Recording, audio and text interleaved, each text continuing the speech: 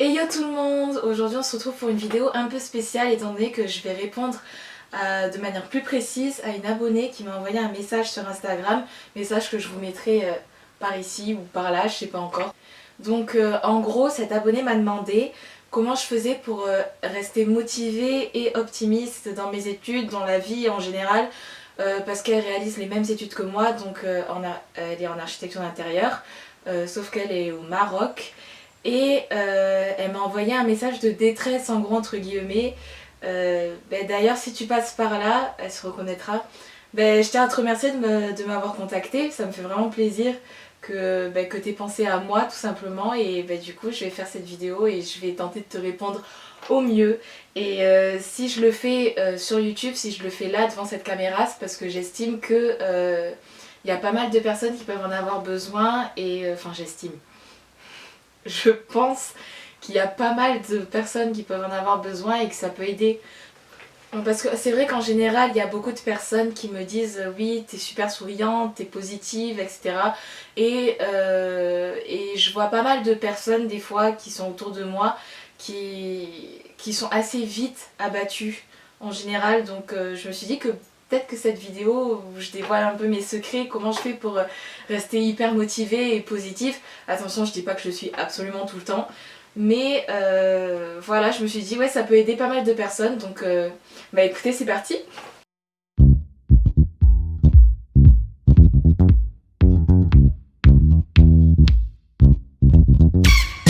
Donc le premier point qu'on va aborder dans cette vidéo, c'est l'organisation. Clairement, je peux pas vous dire de ne pas être organisée.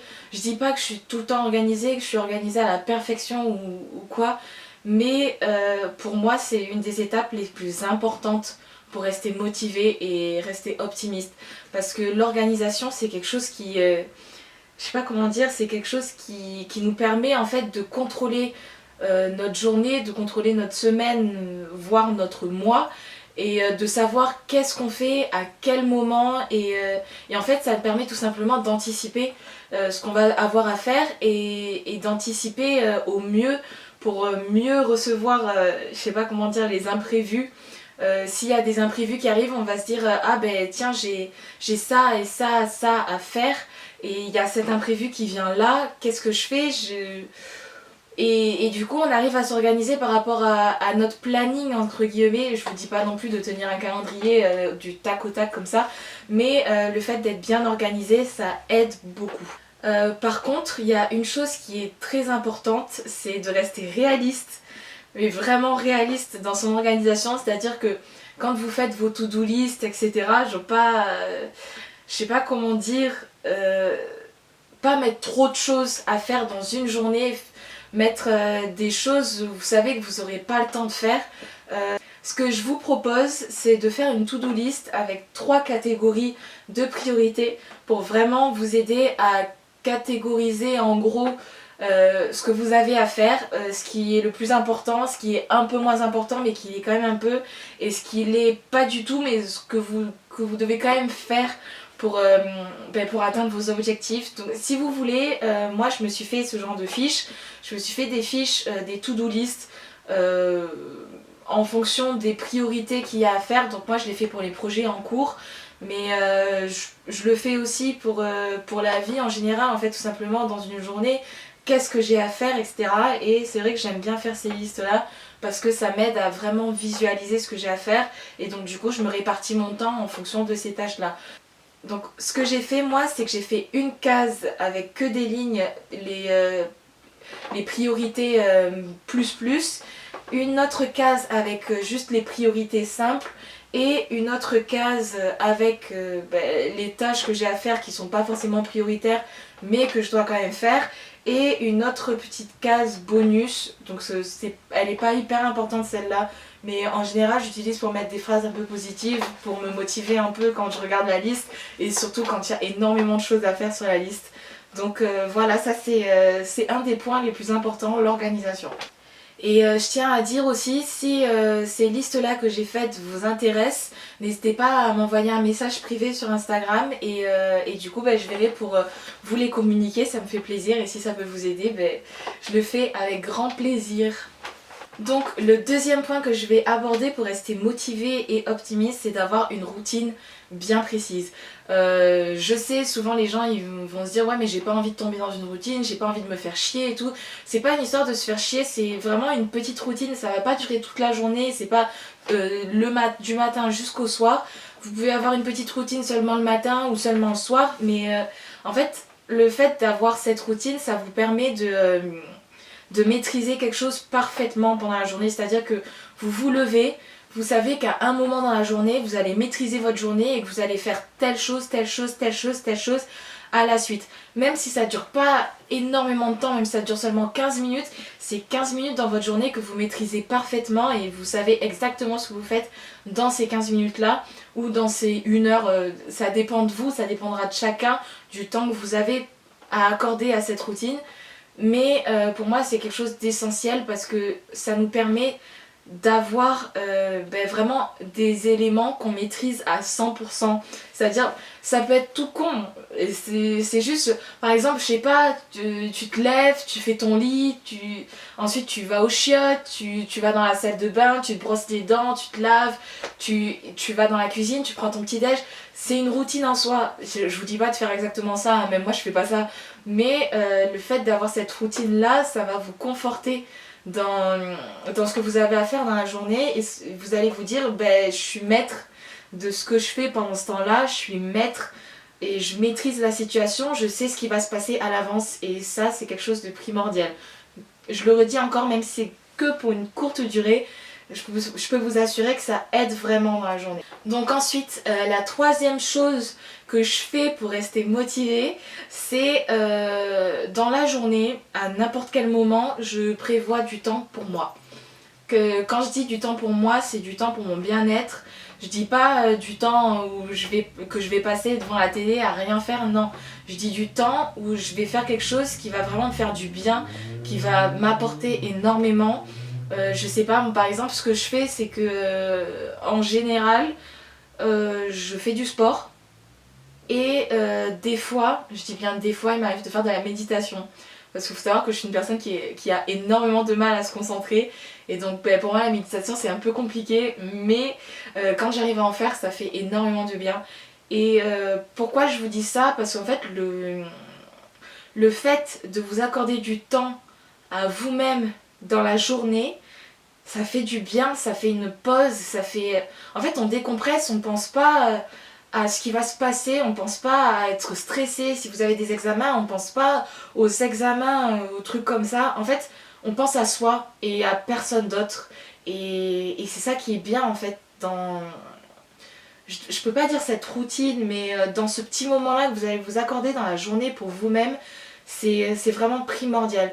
En général, moi je me l'accorde le matin avant d'entamer ma journée, ma routine entre guillemets justement, où je me prépare pour aller en cours, etc. Je m'accorde du temps, je me lève souvent 1 heure plus tôt que l'heure à laquelle je suis censée me lever le matin pour partir en cours, pour m'accorder ce moment à moi-même.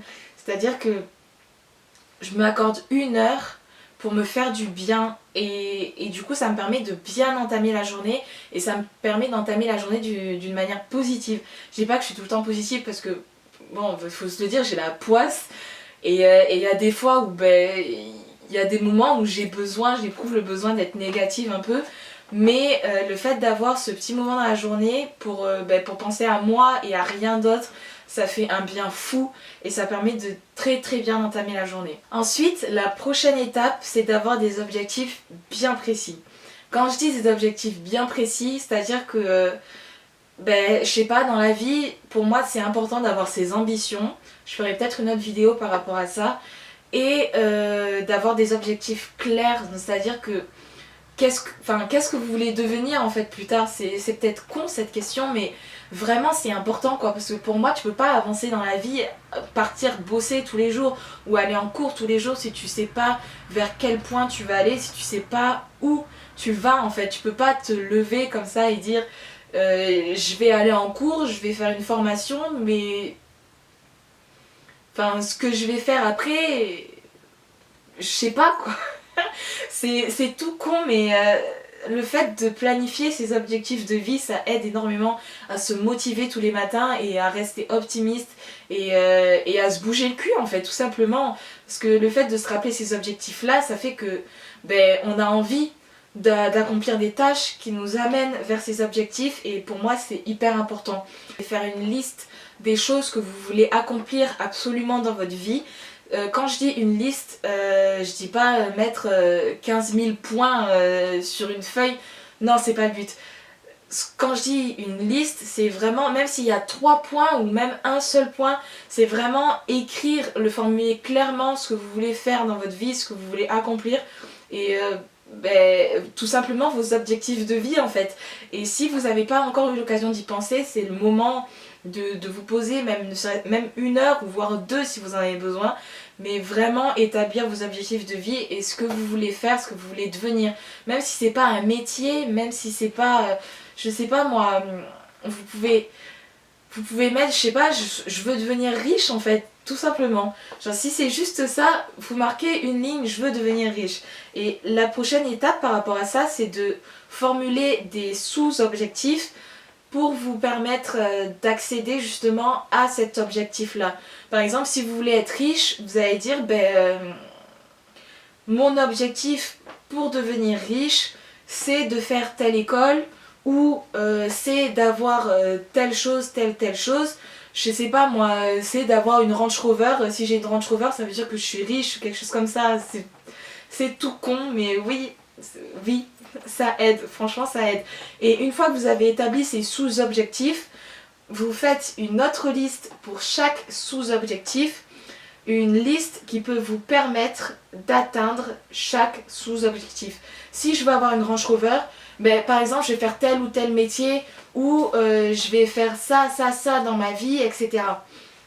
C'est vraiment formulé de manière très claire vos objectifs de vie, comment vous pouvez les accomplir et les étapes pour les accomplir. Ce que vous pouvez faire aussi, et ce que j'ai fait moi, c'est qu'avec des post-it, j'ai établi les différentes étapes. Donc c'est-à-dire que j'ai mis un post-it central en haut avec mon ambition principale. Ensuite j'ai mis une autre ligne de post-it avec mes sous-ambitions, mes sous-objectifs. Et en dessous de ces sous-objectifs, j'ai mis encore une ligne de post-it alignée à la deuxième ligne pour vraiment me situer, bon là, cette année, qu'est-ce que tu dois faire en gros pour te rapprocher de ces sous-objectifs que tu as, qu'est-ce que tu dois faire en 2020 pour atteindre plus tard tes objectifs. Et ça, je l'ai accroché dans ma chambre. À un endroit que je vois souvent. Le but c'est pas forcément que vous le mettiez dans votre chambre aussi, c'est que vous le mettiez à un endroit devant lequel vous passez souvent et devant lequel vous êtes sûr de le regarder assez souvent pour vous motiver. Et parce que je sais que moi ça me fait énormément de bien quand je passe devant et que je regarde et je me dis en fait c'est simple, j'ai mon objectif de vie et cet objectif il est gros, faut dire que je suis vraiment quelqu'un d'ambitieux. Mais je me rassure en fait avec ces sous-objectifs et ces sous-sous-objectifs en me disant écoute Morgane, oui t'as ce but là et oui t'es ambitieuse, mais en fait c'est tout simple pour arriver à cet objectif là. Cette année là tu dois juste accomplir cette chose. Et franchement ça aide énormément et ça motive. On se dit que en fait notre rêve il est pas forcément si loin que ça si je rejoins le premier point, si on s'organise un minimum et qu'on s'en donne les moyens tout simplement en fait. Donc le dernier point de cette vidéo c'est de s'inspirer. Pour moi c'est hyper important d'avoir des personnes qui nous inspirent. Quand je dis des personnes qui nous inspirent, c'est pas forcément des célébrités, vous pouvez avoir des personnes qui vous inspirent dans la vie de tous les jours, des personnes qui vous donnent envie d'avancer en fait, des personnes, quand vous les voyez en fait, vous vous dites cette personne-là, elle est extraordinaire et pas j'ai envie de lui ressembler parce que c'est malsain, mais tout simplement j'ai envie de réussir ma vie et j'ai envie de réussir de la même manière que elle réussit. C'est tout simple en fait, vous choisissez des personnes, qu'elles soient célèbres ou non, et vous établissez une liste des choses pour lesquelles ces personnes elles peuvent vous inspirer et qu'est-ce que ces personnes-là peuvent vous apporter.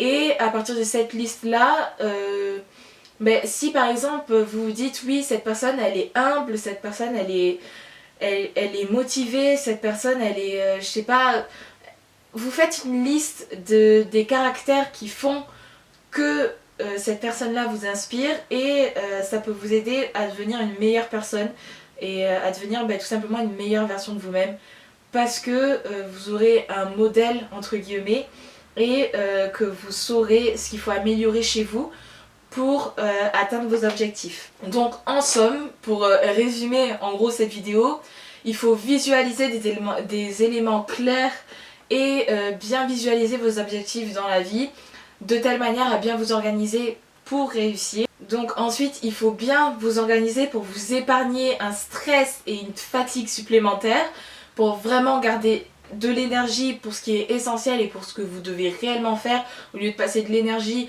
à vous plaindre, à vous dire mais je sais pas comment je vais faire ci, je sais pas comment je vais faire ça, ah j'ai trop de boulot, que ça m'arrive de temps en temps et franchement ça me saoule quand je le fais, ça me saoule à un point incroyable parce qu'en plus j'ai les clés pour éviter ce genre de choses, mais vraiment organisez-vous un maximum pour vous éviter ce stress et cette fatigue supplémentaire. Et ensuite, un point très très important, c'est garder du temps pour vous-même, faites-vous du bien, parce que si vous ne faites pas du bien, vous ne pourrez pas faire du bien à vos objectifs et vous ne pouvez pas faire du bien à votre journée. Et donc du coup, dans ce cas-là, vous n'êtes pas organisé, vous avez un stress et une fatigue supplémentaire et en plus de ça, vous visualisez pas clairement vos objectifs et ce que vous voulez faire plus tard. Donc vraiment ce point-là, gardez du temps pour vous, c'est hyper important. Même si c'est 15 minutes, même si c'est 1 heure, si vous avez 2 heures, c'est encore mieux.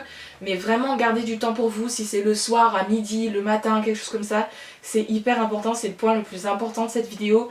Et voilà, sur ce, je vous fais de gros bisous et je vous dis tchou!